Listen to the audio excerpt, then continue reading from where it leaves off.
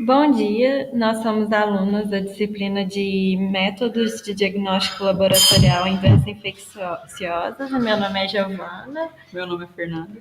E nós escolhemos falar sobre o diagnóstico de scrap em ovinos porque estes podem ser fontes de infecção para outros ruminantes em território nacional, que é livre da doença, inclusive de todas as encefalopatias espongiformes transmissíveis, e que aqui a gente pretende manter esse status de livre da doença. Nós trouxemos essa animação que esquematiza como que a doença se desenvolve.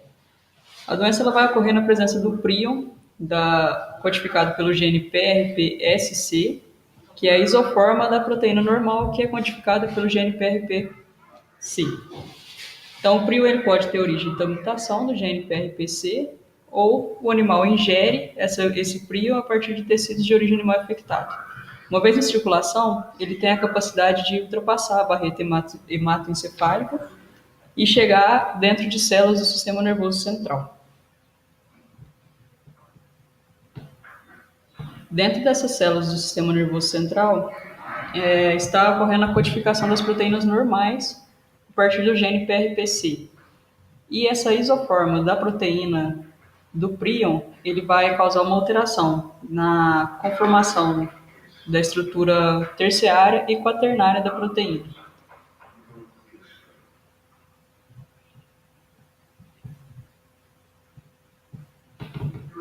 Então aí está mostrando que ela vai acabar alterando essa estrutura terciária e quaternária, fazendo com que essa proteína passe a ter uma maior quantidade de estrutura em beta-folho, que faz com que o sistema com que ela seja mais difícil de ser eliminada pela célula e acabe se acumulando e sendo tóxica para a célula.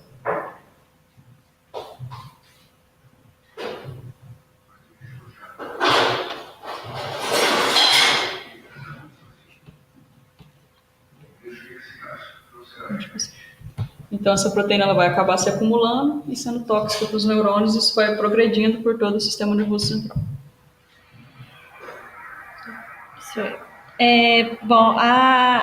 O scrap, ele tem três origens, né, de ser adquirido. A primeira que a gente vai falar é a origem genética. A origem genética da scrap em ovinos foi comprovada há alguns anos e foi estabelecida a relação de polimorfismo do gene PRNP com o desenvolvimento da doença. Casos clínicos e rebanhos de animais que apresentaram a doença foram registrados e genotipados, sendo determinada a resistência ou susceptibilidade genética à doença baseada nos genótipos que constituíam o gene PRNP. Aqui a gente colocou uma tabela mostrando o genótipo relacionado com o risco e qual que é a sua classificação. O risco do grupo R5 ele é tão elevado que por algum tempo a scrap foi considerada uma doença estritamente genética. Porém, vários estudos têm demonstrado de modo conclusivo que ovinos com o genótipo VRQ podem sobreviver até a velhice quando mantidos em ambientes livres da doença. Na origem infecciosa, a contaminação ela pode ser por via horizontal, através da ingestão de anexos fetais ou alimentos contaminados por eles, tanto é que a infecção maior da doença ocorre principalmente no período de aparição das ovelhas. Também é comprovada a transmissão através do leite e colostro contaminados pelas proteínas. E quando o animal acaba ingerindo alimentos que contêm tecidos de origem animal. Como o prio ele é encontrado na placenta, a transmissão vertical durante a gestação ou durante o parto também assume uma importância grande. E a velocidade da evolução da doença e a distribuição do prio no tecido do animal vai variar de acordo com a susceptibilidade ou resistência genética desse animal.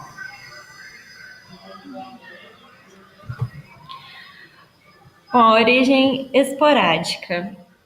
Então, a doença ela pode se manifestar também em animais sem que eles tenham a predisposição genética ou tenham entrado em contato com a proteína infecciosa, que foi o que a gente já citou, né? Da origem genética ou da infecciosa ainda vai ter a esporádica.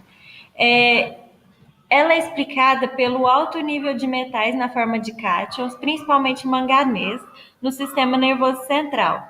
E isso pode desempenhar um papel importante na patogênese da forma esporádica dessas encefalopatias.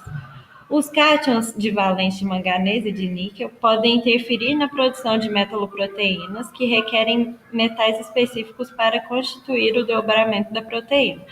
Logo, a concentração desses metais pode influenciar na recombinação da PRPC, né, transformar a PRPC, que é a normal do organismo do animal, em PRPSC e na produção da forma normal da proteína.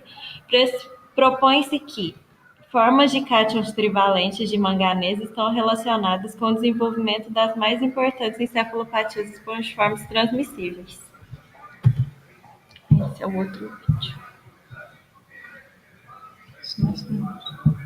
Aqui a gente vai mostrar um vídeo com alguns sinais clínicos da doença, né? E também falar que uma vez o animal infectado, o período de incubação é em média de 1 ano, podendo ser maior que 1 ano ou menor que 1 ano, dependendo da cepa de PRPSC, da quantidade dela ingerida, da idade e da susceptibilidade genética do animal.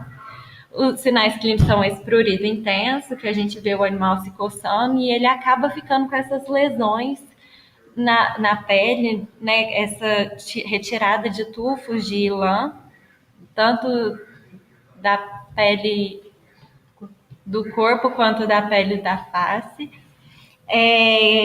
O animal também apresenta tremores, o andar mais rígido, arqueamento do dorso, emagrecimento progressivo, sinais de demência, decúbito, evoluindo para coma e morte. Pode levar meses para acontecer os sintomas, desde que o animal ingeriu a proteína. E desde o primeiro sintoma até a morte, leva em média 6 meses. Como diagnóstico diferencial dessa doença, nós temos todas que causam sintomatologia neurológica, debilidade progressiva e prurido. Então, como método de diagnóstico, o diagnóstico mais seguro e oficial é o diagnóstico pós-mortem. A histopatologia ela pode ser usada como um método de diagnóstico, observando-se as vascularizações características em células nervosas. Porém, ela não é um método conclusivo, porque outras doenças podem causar a vascularização, e a vascularização ela pode não estar presente em casos de scrape. Existem casos de animais que apresentavam sintomatologia clínica, mas não tinham uma vascularização do sistema nervoso. Outro método que é mais seguro por usar anticorpos, então ele é altamente específico, é a imunistoquímica do tecido nervoso, onde você vai usar anticorpos marcados que vão se ligar à proteína e marcar tanto a presença dessa proteína quanto a presença dela nas lesões em si.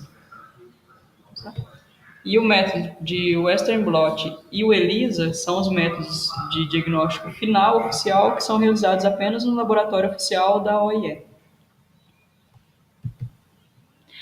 Um dos maiores desafios para a ciência é o desenvolvimento de testes diagnósticos antemortem capazes de diferenciar com eficiência a PRPSC da PRPC, segundo esse Hulk 2000.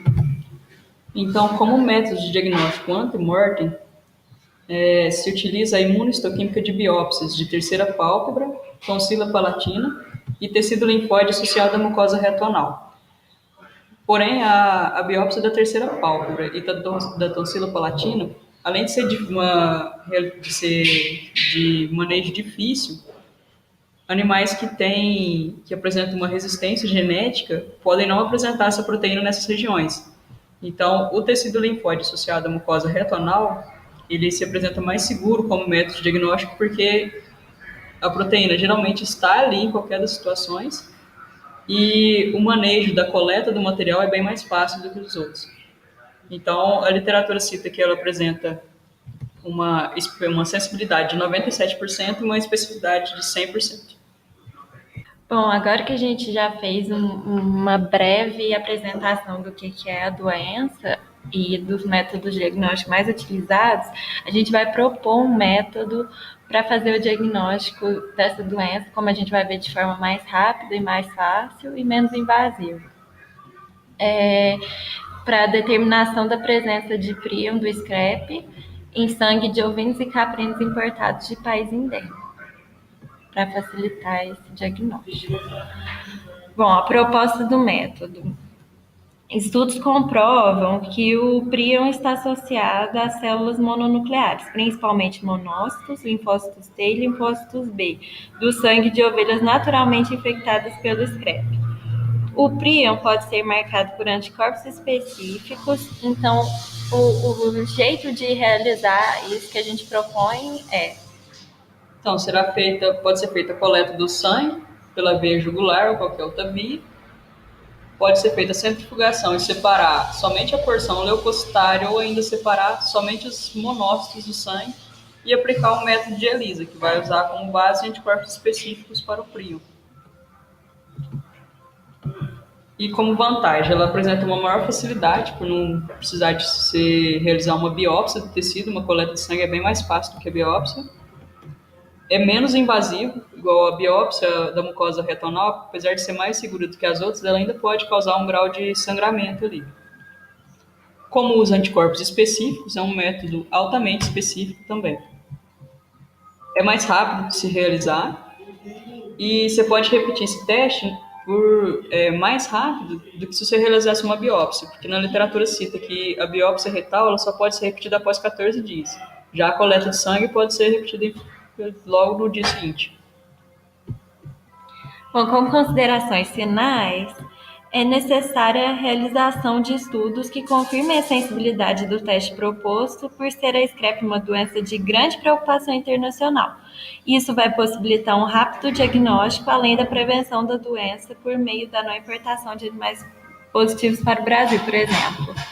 Lembrando que não há tratamento eficaz para tal enfermidade, torna mais preocupante ainda. Obrigada pela atenção.